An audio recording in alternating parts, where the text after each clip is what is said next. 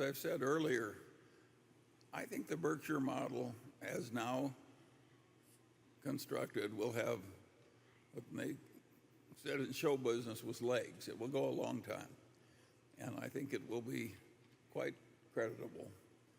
And I think it has enough advantage that it will just keep going a long time. And I think most big businesses don't. If you stop to think about it, all the great big businesses of yesteryear, how few of them have really gotten big and stayed big. Of the really old businesses, only one stayed big, and that was Rockefeller's Standard Oil. And so we're getting up into a territory where very few people keep going well. But I think we'll be more like Standard Oil than we'll be like ordinary businesses, because I think we will just keep going. We will keep doing what we're already doing, and we'll keep learning from our mistakes. And the people up here are no longer all that important. The momentum's in place, the ethos is in place. It's going to keep going. And if you young people in the audience, I always say, don't be too quick to sell the stock. Why don't we get more copycats? Well, it reminds me of our mutual friend Ed Davis. He figured out to do an operation that was so difficult that he operated at the bottom of a dark hole with instruments of his own creation. He gave his own shots by Novocaine, 87 of them while he was operating. And it was a better operation. His death rate was 2% and everybody else was 20. And the other surgeons came to copy him. And they watched him. And I just said, well, I don't think I'll try and copy that. I think it looks just too hard to do. There's nothing in an American business school that teaches people to be like Berkshire. Eddie Davis is the guy that, in effect, introduced the two of us. He was a famous urologist here in Omaha. But people didn't try and learn his operation. And it doesn't look all that easy. It's very different. It's slow, too. And it's slow. It's very slow. I think the slowness deters more people than anything else. And the difficulty with being slow is you're dead before it's finished.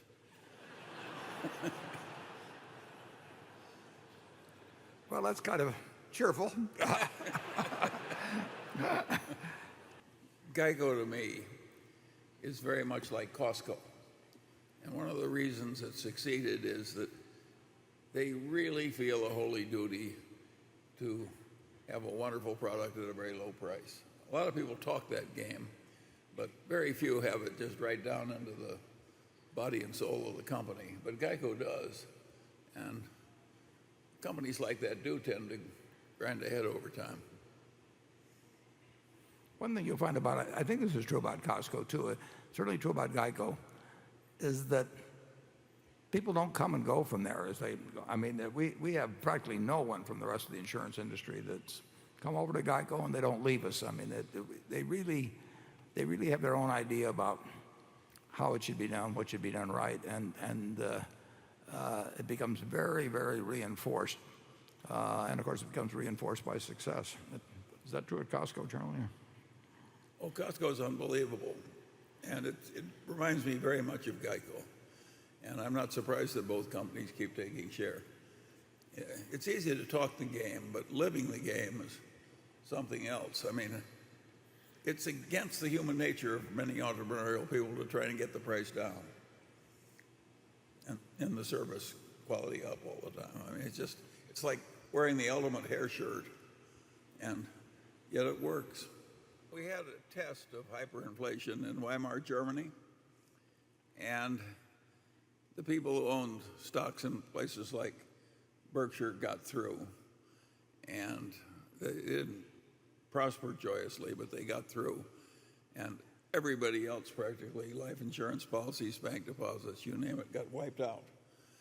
And of course, if you create so much misery that you get a Hitler and a World War and a Holocaust and so forth, it's not a good thing to let things go that far. And so I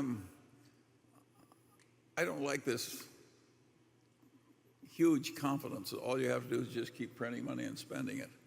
I think there's some limit to when that will work, and I am never going to forget Weimar Germany. And I don't think any of the rest of us should either. We can handle a little bit of subpar growth for some stretch or other, but it would be quite dangerous to let the whole damn thing blow up because a bunch of crazy politicians were printing money.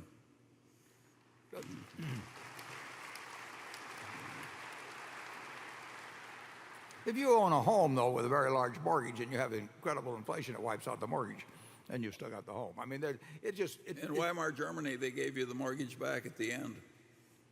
Well, it's very interesting. That's the one thing they did right. He's way ahead of me, folks. I greatly admire the way you have lived a frugal personal life, even with your considerable wealth. How do you think your frugality has helped Berkshire shareholders over the years? And Charlie, are there any instances where you think that Warren's frugality has hurt Berkshire as shareholders? Well, first of all, let's ask who is the more frugal between us. Charlie, who do you think? Well, in personal consumption, Warren is more frugal.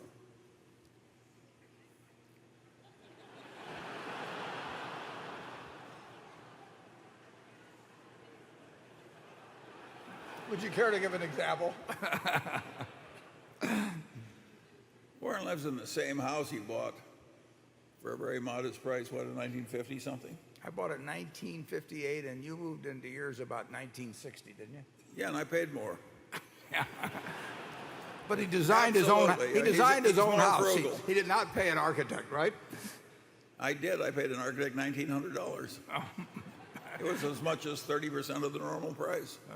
Yeah. Notice how he remembers the details. No, I have everything in life I want. It's a very simple thing. If there's anything that money could buy, there are things money can't buy. But if there's anything money could buy that I wanted, I'd do it this afternoon.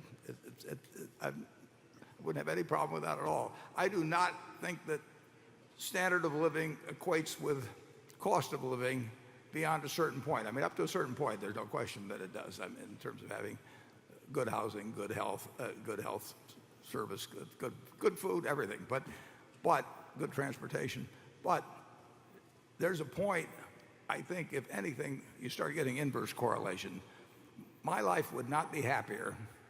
In fact, it'd be worse if I had 6 or 8 houses or a whole bunch of different things I could have. It just doesn't correlate. And so having everything I have, I mean, you can't have more than that. And that doesn't really make any. It makes a difference up to a point. I mean, you can start thinking a lot differently when you got to X, but when you get to 10X or 100X or 1,000X, it just doesn't make any possible difference. But, Charlie, The frugality basically has helped Berkshire. And I look out at this audience and I see a bunch of understated frugal people too. We collect you people.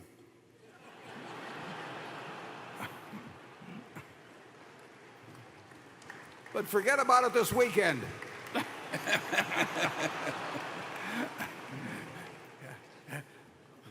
The more you buy, the more you save at these prices, folks.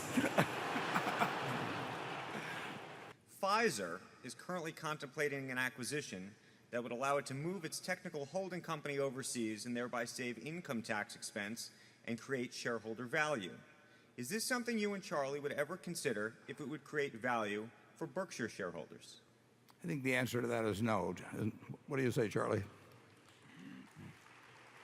I think it would be crazy to be as prosperous as Berkshire and get our tax to zero while we remain this prosperous. That would not be a legitimate ideal. Yeah. We could not have done Berkshire in any other country except the United States either. That's, and just look at what we've acquired and everything. America has, in a very, very, very big way, helped Charlie and I become very, very, very rich. Charlie? I've got no complaints, and I look around at this group. I see you at breakfast. It's a very happy group of people. I don't think a lot of people are gnashing their teeth that somebody else has a little more. But we don't pay. I don't want to make it holier than thou. This stuff. We don't pay anything beyond that. When we get all through figuring that tax on our 20,000 page plus return, we don't add a tip of 20% or 15% or anything. And we do certain transactions which are tax driven. We're in low income housing tax credits, which actually George Bush 41 congratulated me for, so it's bipartisan. The wind energy deals we do, the solar deals we do, they are tax driven to they won't make economic sense otherwise. So we follow the rules, but we don't begrudge the taxes we pay. We've earned a lot of money while paying U.S. taxes.